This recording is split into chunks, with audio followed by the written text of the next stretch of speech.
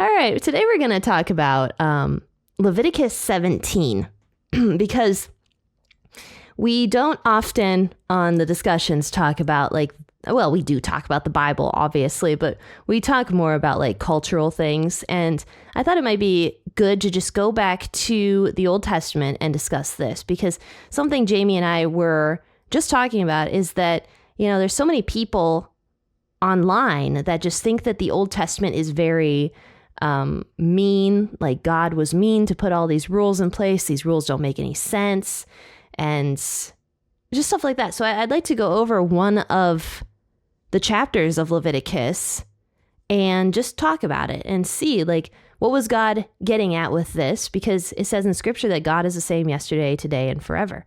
So obviously, if God put these rules in place back in these days, it was important back then, and it's important to him now as well. So we should definitely talk about Leviticus. And so I chose Leviticus 17 because it's actually kind of a short chapter, and it's interesting, I think, both culturally now and culturally back when God first wrote it. So let's go ahead and read this. I'm going to be reading out of the NIV, and I will share my screen as well so you guys can read along with us, and then we will discuss it also. All right. So it says, "The Lord said to Moses, 'Speak to Aaron and his sons and to all the Israelites and say to them, this is what the Lord has commanded. Any Israelite who sacrifices an ox, a lamb, or a goat in the camp or outside of it, instead of bringing it to the entrance of the tent of meeting to present it as an offering to the Lord in front of the tabernacle of the Lord, that person shall be considered guilty of bloodshed. They have shed blood and must be cut off from their people. This is so the Israelites will bring to the Lord the sacrifices they are now making in the open fields. They must bring them to the priest, that is to the Lord, at the entrance to the tent of meeting and sacrifice them as fellowship offerings. The priest is to splash the blood against the altar of the Lord at the entrance of the tent of meeting and burn the fat as an aroma pleasing to the Lord. They must no longer offer any of their sacrifices to the goat idols to whom they prostitute themselves. This is to be a lasting ordinance for them and for the generations to come." So let's talk about that first before we move on to the other paragraphs. So what do you think about this, James? What do you think God is getting at here when he tells the Israelites to bring the sacrifices to the tent of meeting instead of to, I don't know, whatever location they were previously bringing them to? The impression that I'm getting from it is that he's establishing what he wants their worship to look like.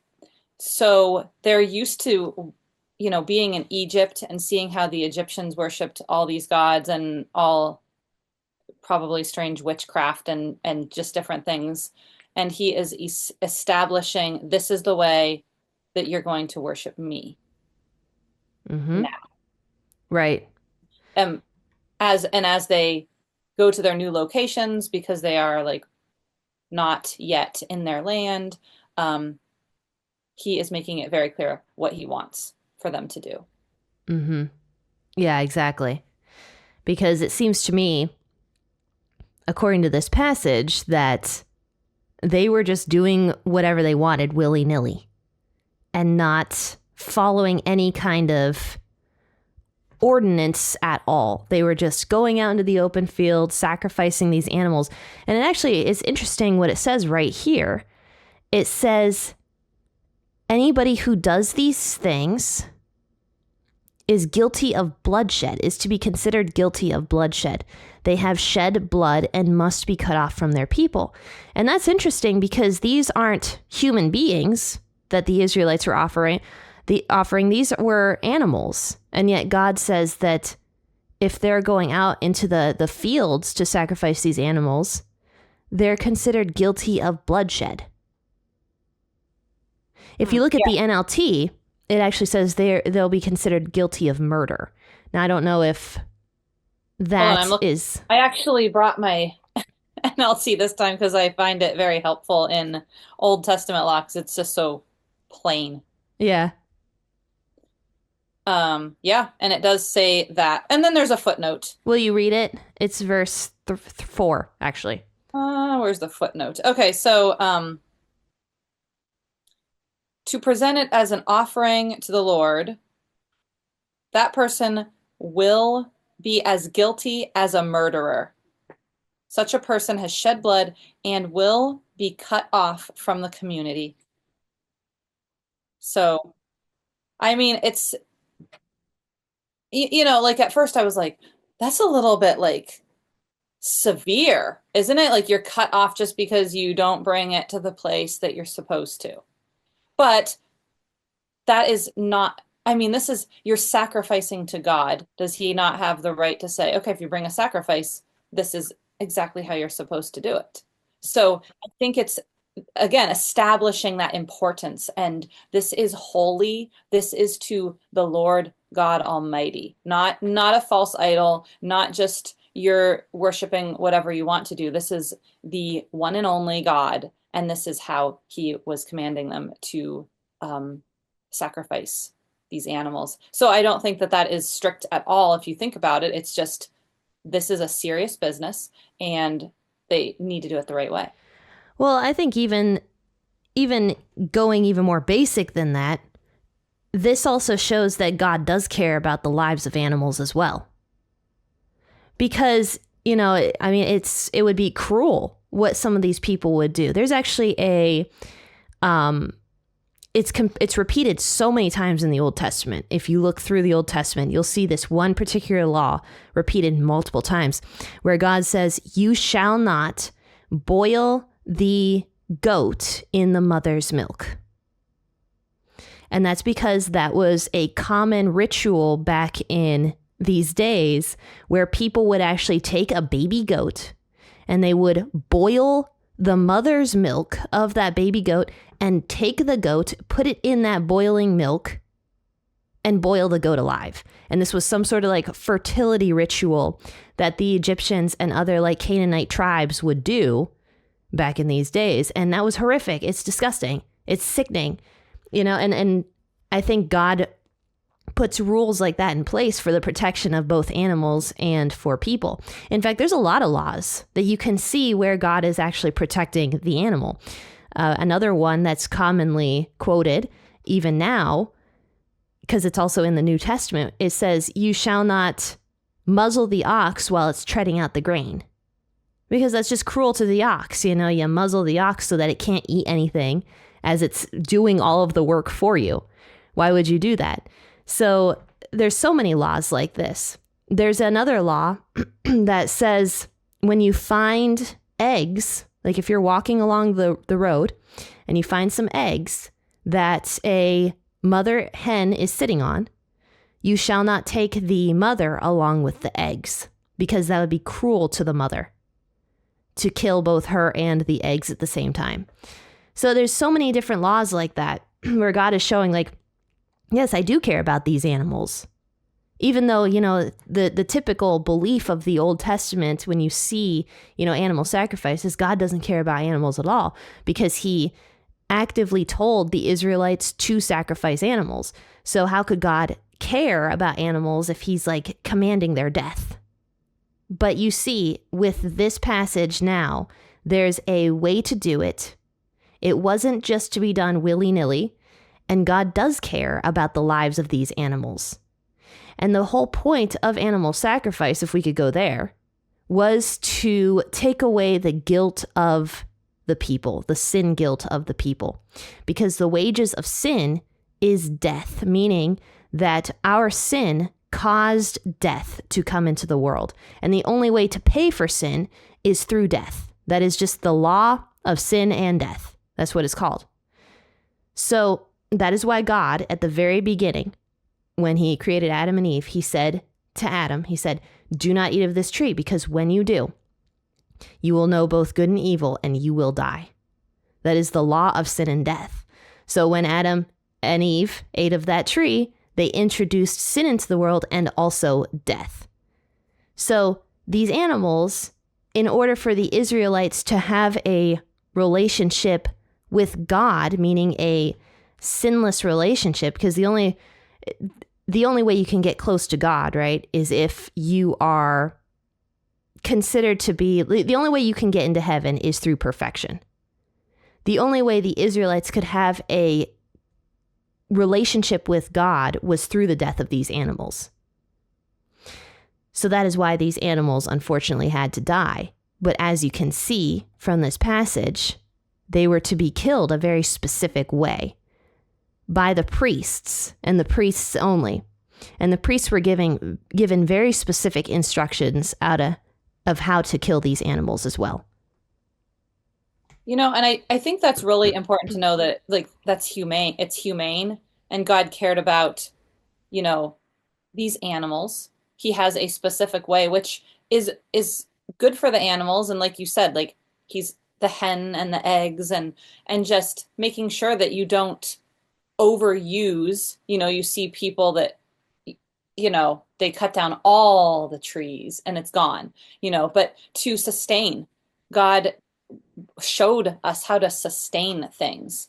And my daughter, actually, we've been going through Leviticus with her in the last couple of weeks, because we're going through the Bible chronologically this year. And, you know, there is a lot of chapters like right together that is like talking about sacrifice, this sacrifice and that sacrifice and the blood. And she's 9, and she has been having a lot of questions. And she's just like, that is so mean to kill those innocent animals. They're just innocent. And why do they have to die? And why? And it is kind of hard to understand. And I just love how that is an opportunity, just like you said, to explain the gospel. Like, yes, it is that serious that there was death.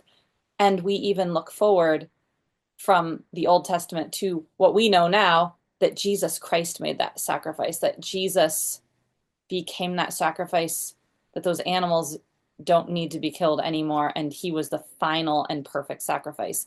And, you know, talking to my daughter about that and saying, yeah, sin is that serious.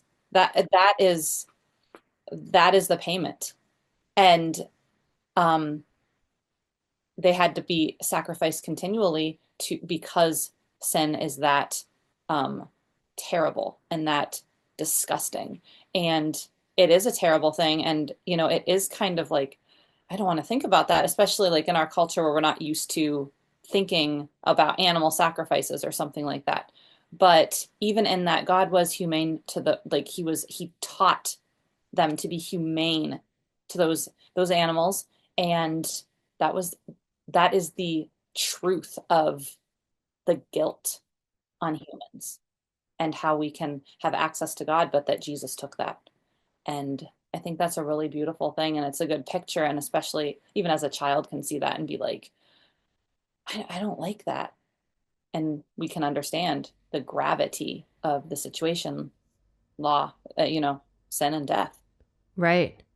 And I can't remember where it's at specifically. It is in the Old Testament laws when God is explaining to the priests how to slaughter these animals.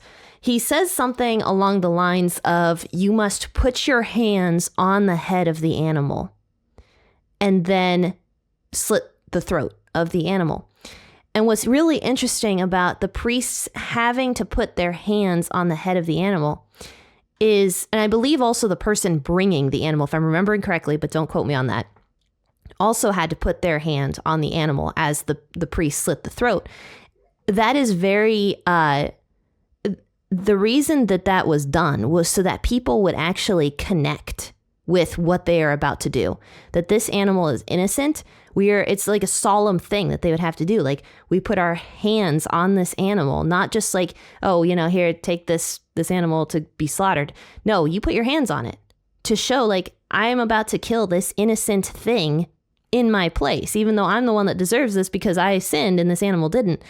I put my hands on this animal to show the gravity of what I'm about to do.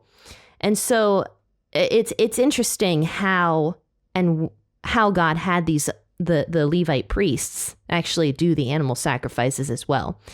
So yes, it was a grave thing. And I think people naturally think animals are very cute and like animals. And I think God does as well, if I'm being honest. I mean, he made them. He likes animals, and he put that love of animals inside of us. So naturally, we're going to have like feelings for animals. I was actually this is kind of rabbit trailing, but I was just watching something about like this fish all these people were connecting to recently. I guess there was like this like angler fish, those things, those ugly things with the big That's like the teeth. thing. Yeah, it has like the light thing. I guess it was just like dying, and like somebody caught it on camera, like floating up to the surface of the water. They And shouldn't like, be near the surface, right? what's that? They shouldn't be near the surface, right? You would like never see one of those. No, you would never see an anglerfish at the surface. And so it was dying. Like it died minutes later after hitting the surface. But yeah, like people were just so connected to this fish because like it went viral, and like there's like girls crying about it. And it's like, yes, it's kind of ridiculous, like people are laughing at these people like crying over this fish, but that is the nature almost that God put inside us, to feel compassion over like dying animals. And so, yeah, I mean, if you can see here, let's read this whole passage again. God was trying to prevent, I think, well, one of the reasons I think God told the people to go to the priests to sacrifice the animals was to prevent the Israelites being cruel with these animals. One thing that is kind of well known when it comes to cultures that do not practice Christianity but practice animal sacrifices to this day is that they are very cruel with those animal sacrifices. And I mean, there was that whole thing in like Springfield, Ohio, with like, oh, they're eating the cats, they're eating the dogs. But it, once again, rabbit trailing a little bit, but like, but culturally that has been the truth, where people, if they just have animal sacrifices and it's not done any proper way, it will become very cruel. And I think that is one of the reasons why God purposefully put things in place to make sure this does not become cruel to animals. Secondly, we already talked about this, but the reason animal sacrifices were done was because it was necessary for them to be done in order to have a relationship with God. But then thirdly, it says right here, here's another reason why God was commanding these sacrifices to be done this specific way. It says in verse 6, the priest is to splash the blood against the altar of the Lord at the entrance to the tent of meeting and burn the fat as an aroma pleasing to the Lord. So the blood actually meant something. The blood was a special part of the animal that God didn't want just draining out into the ground. And obviously, we know now, based upon the sacrifice of Jesus, that the blood is the very important part of the sacrifice. So what can you say about that, James? Yeah, absolutely. I mean, how many times in the New Testament, as we're reading about Jesus, that his blood, covers us. It's his blood. And, we understand that he died for us, but there's that special significance of him spilling his blood in our place. And that's really a beautiful thing. So, yeah, I think that it's kind of just it's a symbol. And we can see that like in the book of Hebrews talks a lot about how symbolic this Old Testament, the law was to Jesus, and how Jesus is better and permanent and the one remedy for sin rather than continual animal sacrifices. But yeah, there's something special about the blood, and the Bible says that the life of the flesh is in the blood.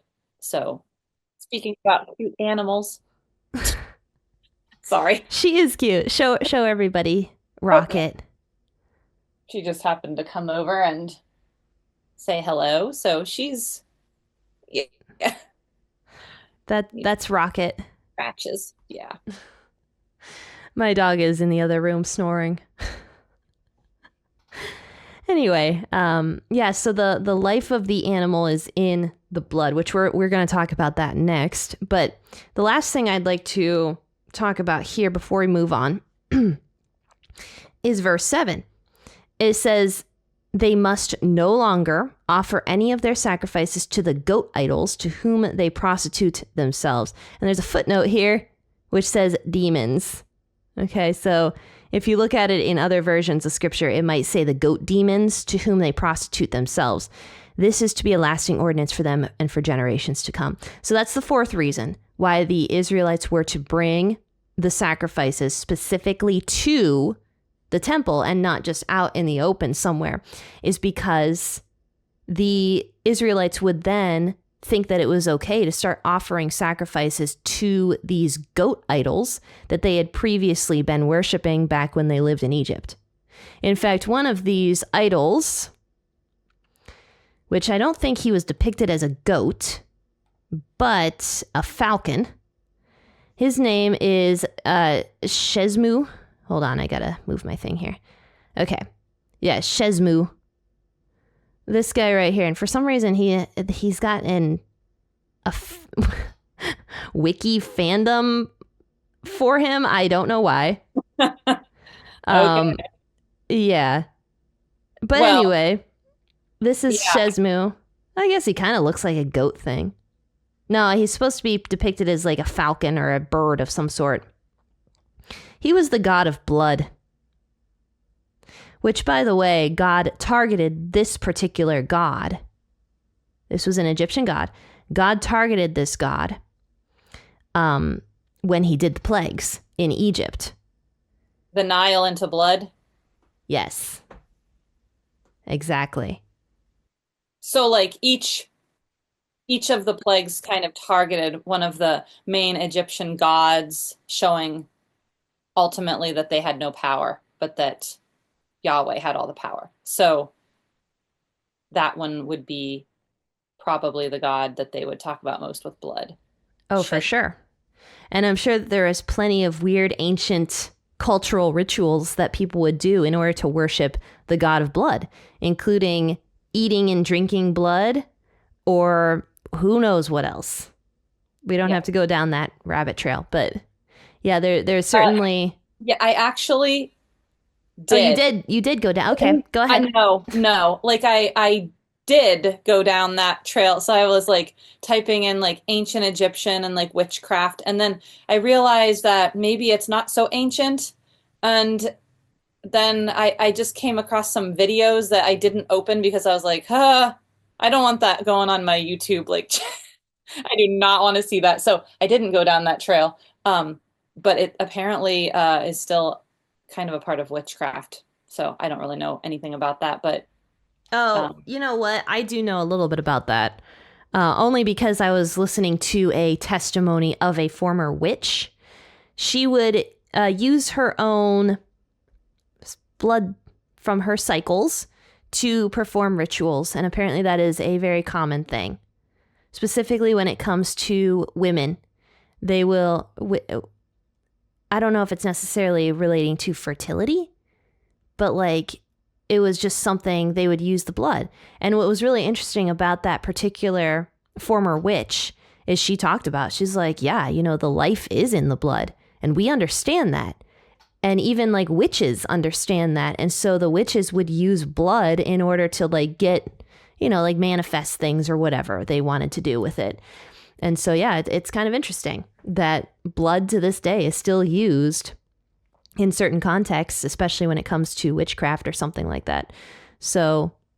and I think like now we think of it, you kind of have to, not necessarily, like if you had an acquaintance or something that was into that, you'd know about it. But I don't. So I'd have to go down a rabbit hole to find out about it. That I'm just not interested in it. But back in the day when Israel was coming out of Egypt, like it was everywhere. That is all that people did. That was, they did whatever they wanted with blood and different sacrifices, and it was a very, very common and just culturally acceptable. So it was just everywhere. And I think that is, you know, God is telling them like, no, this is ended. You can't do this anymore. It doesn't matter if it's culturally acceptable. And, you have to think about how different it would be if that was a cultural norm, Right. compared to usually most women that I know don't do that, but back then, if most, Everyone. Yeah, a yeah, lot of people did. yeah. Yeah, and in fact, we're going to get into that in a little bit. But for now, if you guys want to see the rest of the video, you got to become a member. So you got to click the link in the description. You will find a link that takes you to Ko-fi, where you can view the rest of the video, and we'll discuss the rest of Leviticus 17. So I'll see you guys over on the member side of stuff.